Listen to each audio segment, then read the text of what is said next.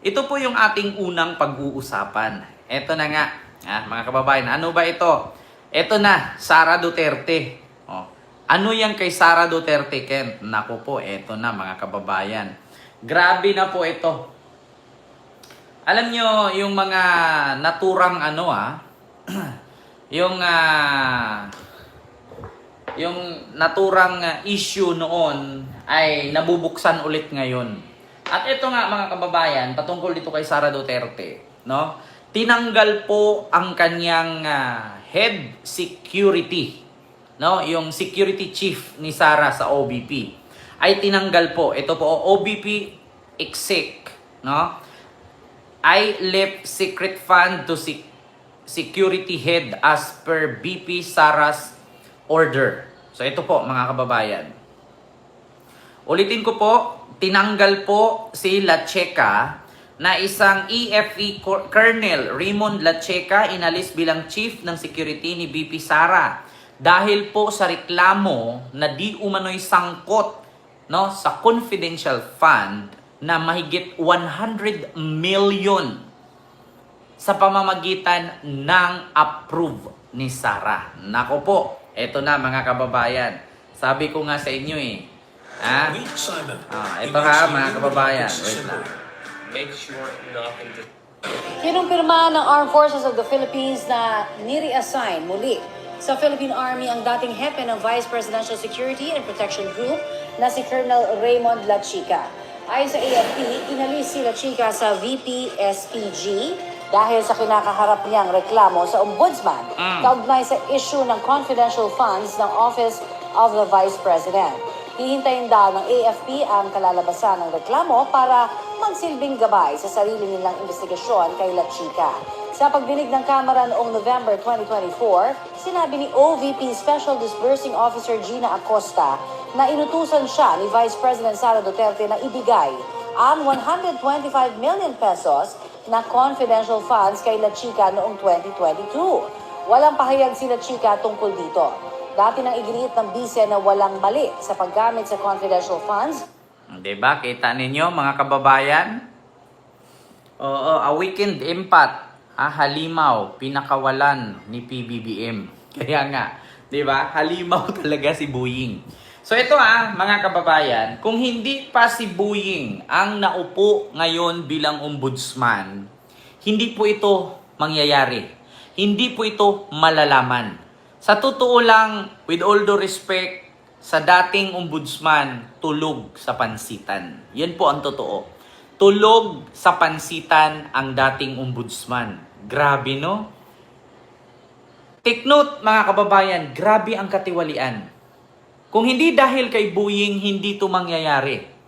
Biruin ninyo mga kababayan, ito po ay nangyari na kung saan inamin po ni Gina Acosta na siya mismo ang nag-abot ng 125 million kay Colonel Lacheca ng Head of Security or Security Chief ni Sara sa Office of the Vice President.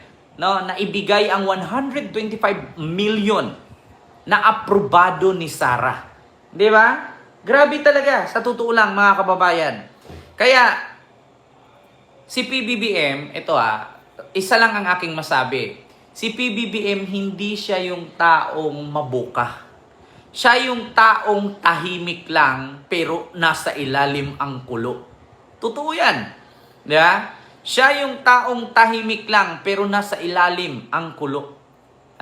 Ang bilis. Kung gaano kabilis ang pangungurakot, panlilinlang, pagnanakaw at pagluloko nitong mga nakaraang administrasyon ni Digong, ganun din kabilis ang resulta ng investigasyon ni Buying ngayon. Kita ninyo mga kababayan? Diyos mio marimar. Babasahin ko lang mga kababayan, yung patungkol kay Lacheca. Eto mga kababayan. Wait lang. Lacheca. OBP. Diyos ko po, mga kababayan, no? Babasahin natin dito. No explanation giving over reassign of Sara Duterte's. Ito.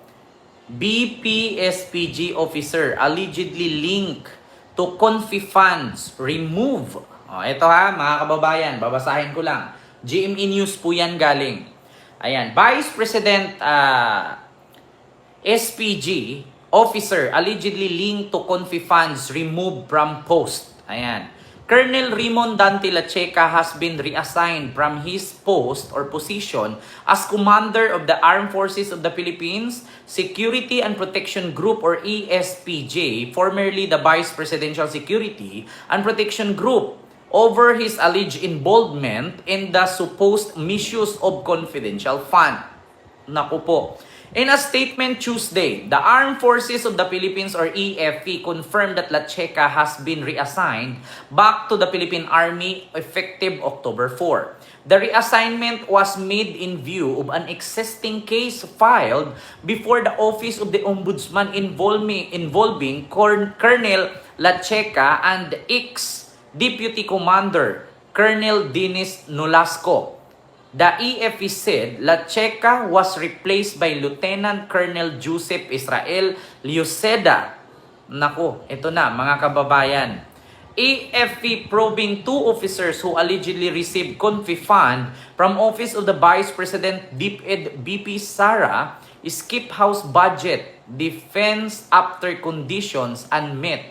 Ayan, ito na nga, naka-ano na dito mga kababayan. The EFE ensure a smooth transition of leadership to maintain the efficiency and professionalism as the ESPG in the performance in its mandate mission. Diyos mio marimar. In the House hearing on November 2024, officers from the Office of the Vice President OBP and the Department of Education DepEd Undersecretary Vice President Sara Duterte said that millions of confidential funds were transferred to Nolasco and Lacheca. According to the OBP Special Disbursing Officer Gina Acosta, Duterte gave the go signal for her to turn over 125 million in confidential fund. Grabe to ha, mga kababayan. Go signal. So ibig sabihin mga kababayan, ito po ay may basbas ni Sara. Hindi po ito ibibigay ni Gina Acosta, mga kababayan, kung walang go signal ni Sara. Meanwhile, DepEd Special Disbursement Officer Edward Paharda said the department in 2023 is used 112.5 million worth of confidential fund and withdrew 37.5 million from a bank, released them when in weekly transit to Nolasco. Diba? 37 million from a bank and release them in weekly transaction to Nolasco. Duterte has maintained she did not misuse OBP fund and that the congressional inquiry is just a test case for her impeachment. Kita ninyo mga kababayan? Ha? Tatanggi pa si Sara. Sinabi pa niya dito, wala daw siyang ginamit na mali sa kanyang Office of the Vice President Fund. Ang sabi dito ay test case lang daw ito, patikim na kaso para sa kanyang impeachment. O sa madaling salita, paninira lang sa kanya. Grabe ha, mga kababayan, grabe. Kung itong sinabi ni Sara na to, kung itong sinabi ni Sara na to, na ito'y panira lamang sa kanya para sa kanyang impeachment or sample na kaso kasi siya i-impeach, paano kung mapatunayan ito sa ombudsman? Pag-imbestiga nito at napapatunayan na si Lacheca at si Nolasco ay guilty, no? At mapatunayan na sila talaga ay tumanggap at hindi nila nagamit sa tamang paggamit itong confidential fund na to na 125 million, no? Na tinadtad ang 37.5 million weekly na ipinadala kay Nolasco. Mga kababayan, paano kung mapatunayan ito? Sa bagay, wala namang magnanakaw na nagsasabi ng totoo. 'Di ba? Kung ito, mga kababayan, ay mapatunayan, kahihiyan. Kaya nga, sa totoo lang, ang Armed Forces of the Philippines hindi sinusuportahan si Sara. Bakit? Kahihiyan po ang dinala niya. Tignan ninyo. Una, ginamit niya ang isang programa ng Armed Forces of the Philippines. Yung, ano ba yun? Youth Leadership Summit. Ginamit niya at ginawaan nila ng resibo galing sa confidential funds ng DepEd na 15 million na di umano nagbigay daw sila doon pero ending wala namang binigay at ginamit lang nila. Kita nyo yon mga kababayan? Isa doon galit na ang Armed Forces of the Philippines noon. Pangalawa, ito pa. Yung Armed Forces of the Philippines na walang issue, walang korupsyon, walang katiwalian. Dinawit na naman yan dito, sila Cheka at Sinulasco, sa 125 million. Kaya sa totoo lang mga kababayan, ang Armed Forces of the Philippines ni-reject ang panawagan ng grupo ng mga DDS na magkudita. At patalsikin si Marcos, ipalit si Sara. Kita ninyo? Kasi kung papayag ang Armed Forces of the Philippines dito, mga kababayan, kawawa po sila. Di ba?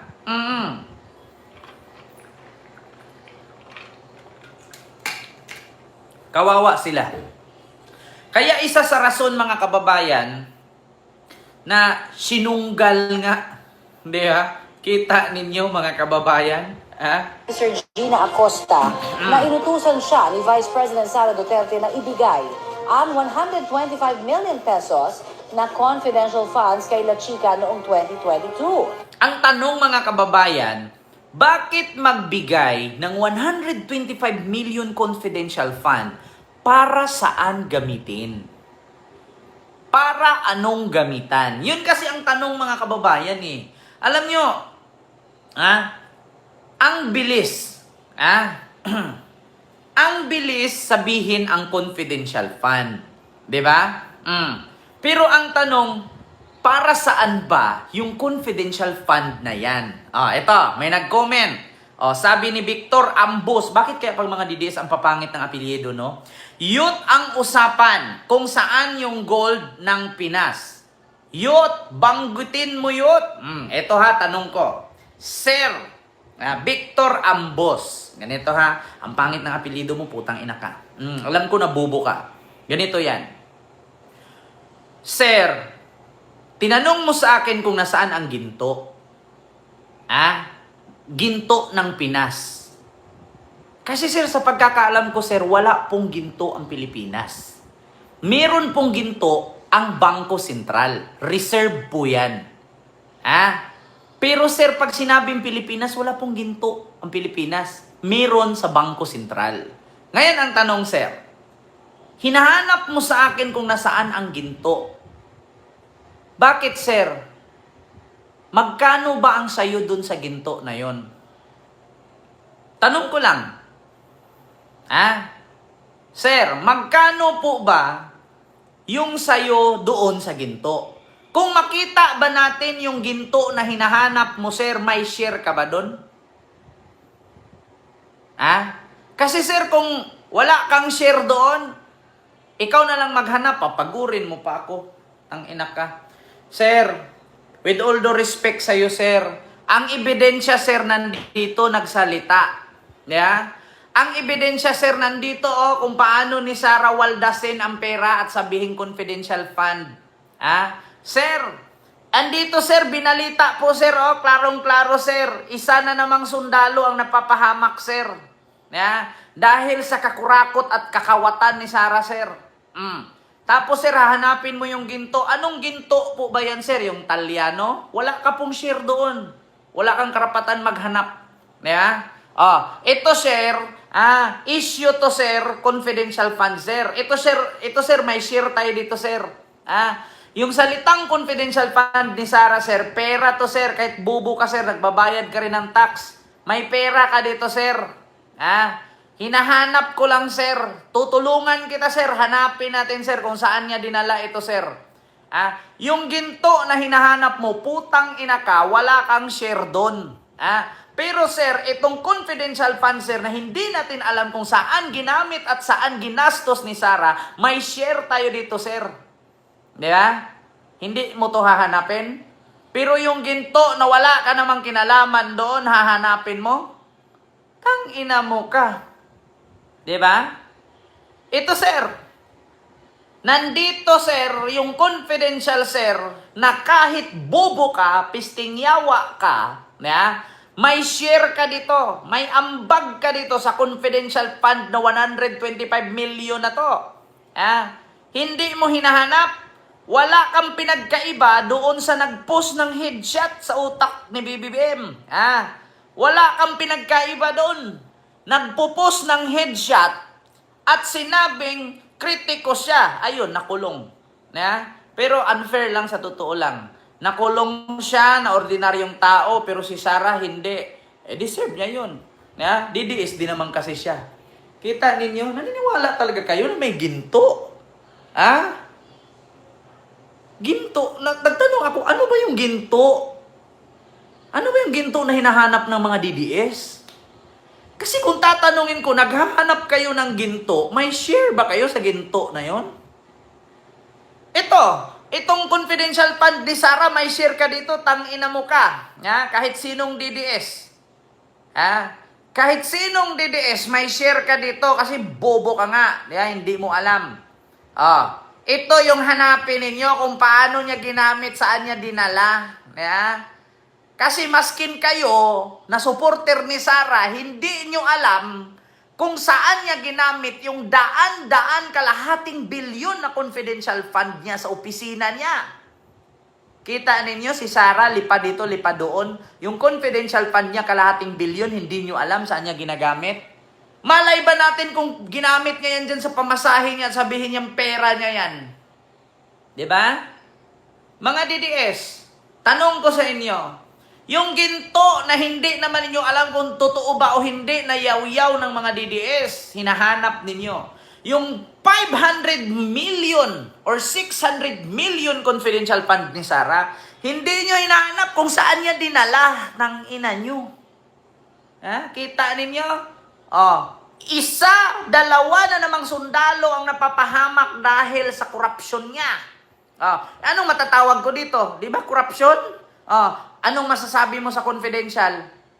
Tanungin ko kayo mga kababayan. Press 1 kung ang confidential ay magandang pakinggan at legal. Press 2 kung korupsyon ba ang tawag dito. Anong tawag ninyo sa confidential fund? Press 1 kung hindi korupsyon. Press 2 kung korupsyon.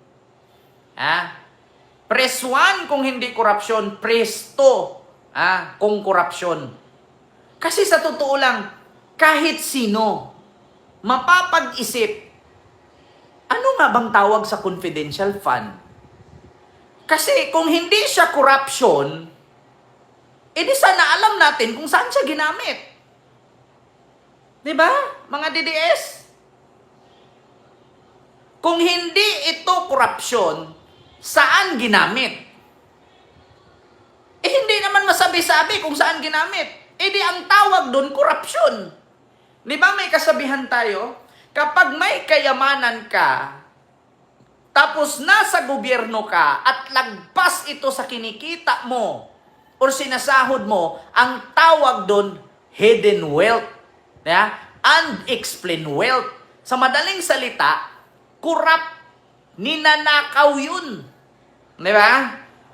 So ngayon, sa madaling salita, kung merong pera, tinawag na confidential fund, tapos hindi masabi kung saan ginamit, saan dinala.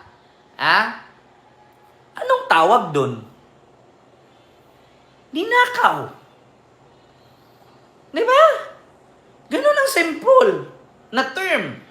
Kasi di ba, kapag ikaw ay public official, ang sahod mo ay kunti lang, pero ang pera mo ay lagpas-lagpas sa sinahod mo, ang tawag doon, unexplained wealth. Ang tawag doon, ninanakaw. So ngayon, ang confidential fund, kapag hindi mo sabihin kung saan mo ginamit, saan mo dinala, ang tawag doon, ninakaw mo. Bakit? Try nyo kayang kumuha ng pera sa gobyerno, tapos hindi mo i-transparent. Anong sasabihin nun? Saan kayo nakakita ng pera sa gobyerno tapos walang liquidation? Tapos gagawa ka ng peking resibo? Tapos sasabihin mo, ito na yung confidential fund. Sige nga. Meron kang confidential fund kalahating bilyon. No? Sabihin natin, 500 million. Sa loob ng isang taon. Ngayon, syempre, pera ng gobyerno yan, kailangan, meron kang resibong ipakita. Nagpakita ng resibo. Benefits. Binigay sa tao kasi para sa security. Ngayon, ang tanong, sino yung tao? Mary Grace Piatos, Kokoy Villamin, sino pa? Ricardo Uwishi, Nagaraya, Makimingo, Dodoy Bungal, Dodoy Bangul, ano pa? Fiona, Tapos tanungin mo yung mga tao na yan.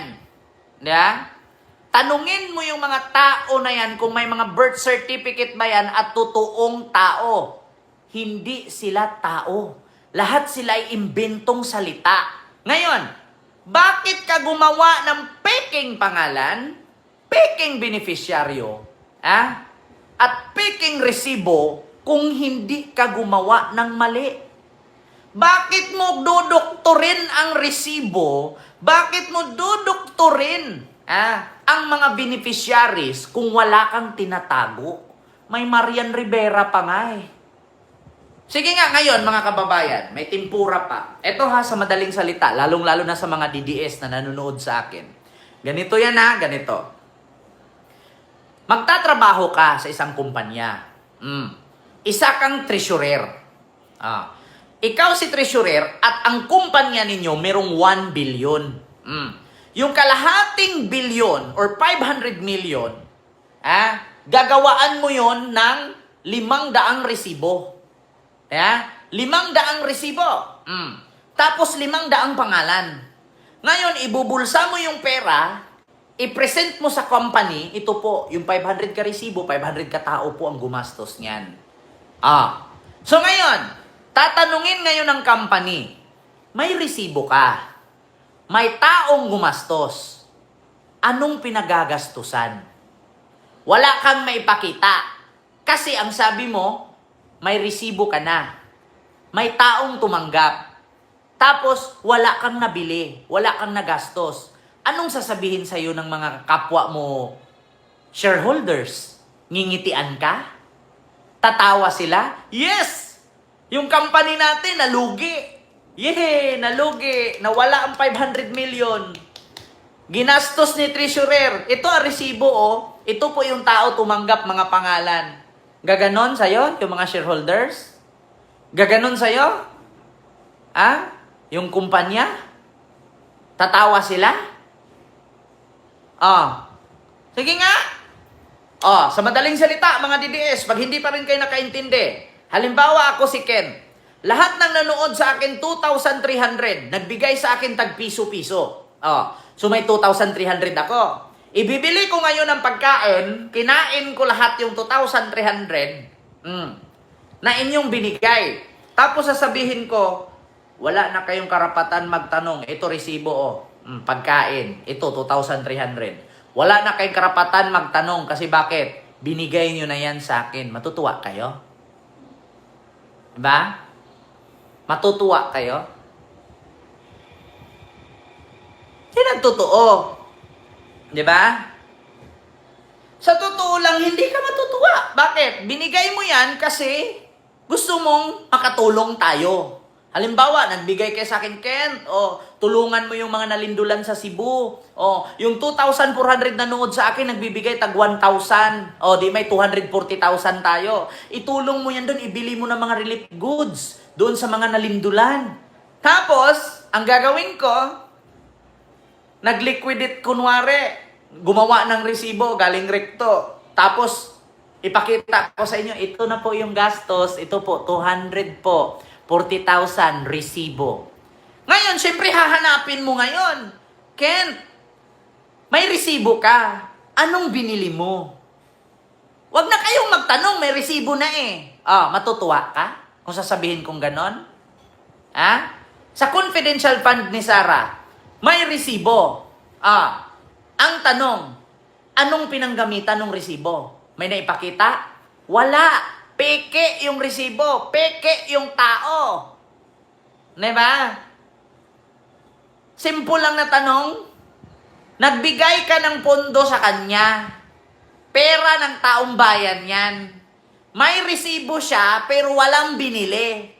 Ngayon, tatanungin ng kapwa niya politisyan, nagastos ka ng ganyan kalaki pero wala kang nabili. So anong sasabihin ngayon ng gobyerno sa'yo? Matutuwa ang gobyerno? Sasabihin ng gobyerno, perfect, ang galing mo. Gumastos ka ng kalahating bilyon, 500 million, tapos wala kang nabili, pero may resibo ka. Diba? Tanong ko lang, matutuwa ka kung ikaw Pilipino na taxpayer?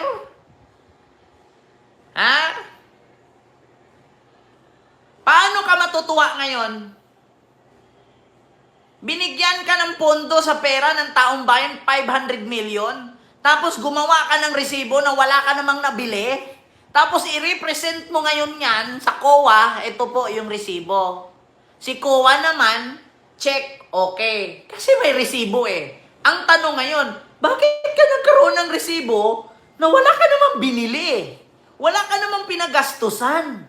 Bakit may resibo ka? Kita nyo yan? Tapos para hindi sumabit, gumawa ng pangalan. Yung ginawang pangalan, peke pa rin. Matutuwa ka? Diba? Mga DDS. Tapos sasabihin ninyo, hindi pwede malaman kasi confidential. Tanga! Sa gobyerno, walang confidential. Dapat transparent ka dyan kay pera ng taong bayan yan. Ang pera sa gobyerno dapat transparency. Saan ka nakakita? Kalahating bilyon, 500 million. Nakagawa ka ng resibo na wala kang nabili. Tapos matutuwa ka. Tapos mandamay ka pa ng tao.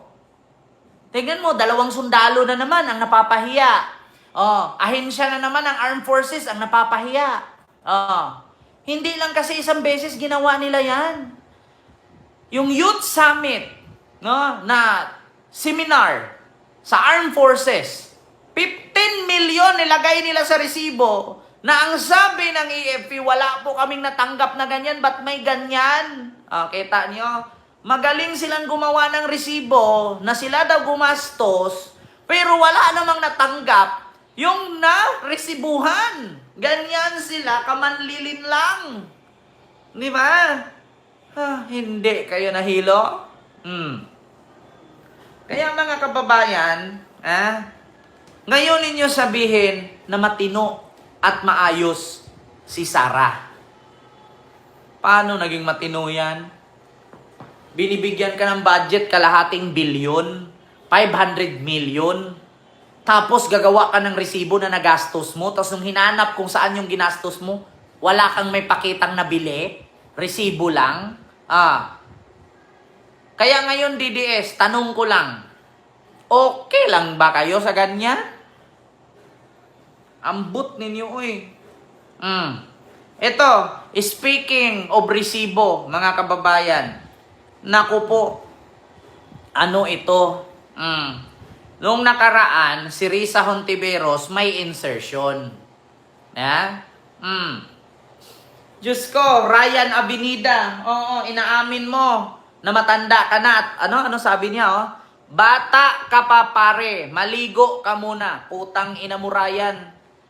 Yun nga ang masaklap Ryan Abinida, ang tanda mo na, bubo ka pa rin Diba?